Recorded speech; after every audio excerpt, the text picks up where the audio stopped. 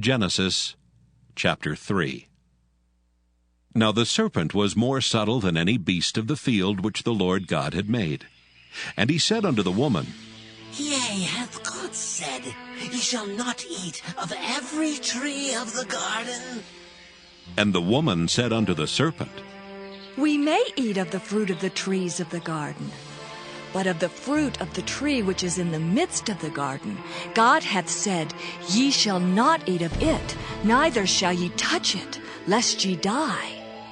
And the serpent said unto the woman, Ye shall not surely die.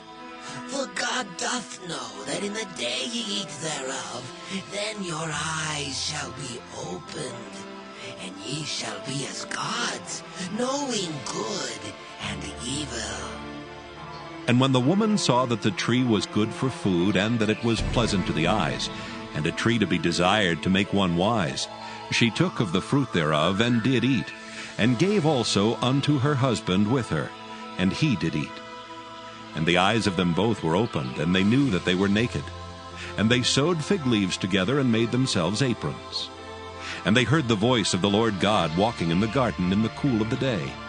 And Adam and his wife hid themselves from the presence of the Lord God amongst the trees of the garden.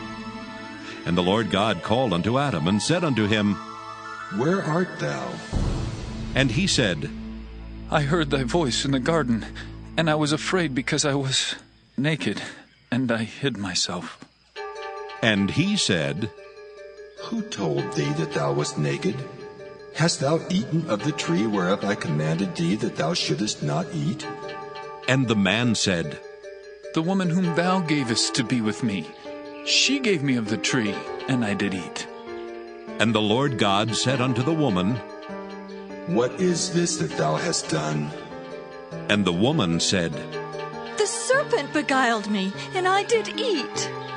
And the Lord God said unto the serpent, Because thou hast done this, thou art cursed above all cattle, and above every beast of the field. Upon thy belly shalt thou go, and dust shalt thou eat all the days of thy life.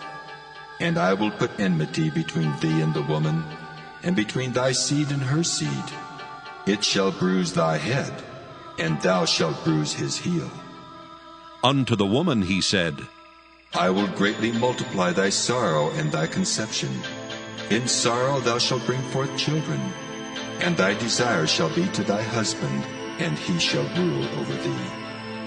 And unto Adam he said, Because thou hast hearkened unto the voice of thy wife, and hast eaten of the tree of which I commanded thee, saying, Thou shalt not eat of it. Cursed is the ground for thy sake. In sorrow shalt thou eat of it all the days of thy life.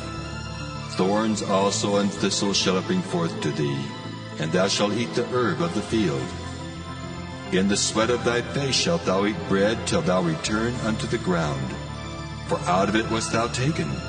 For dust thou art, and unto dust shalt thou return. And Adam called his wife's name Eve, because she was the mother of all living. Unto Adam also and to his wife did the Lord God make coats of skins, and clothed them.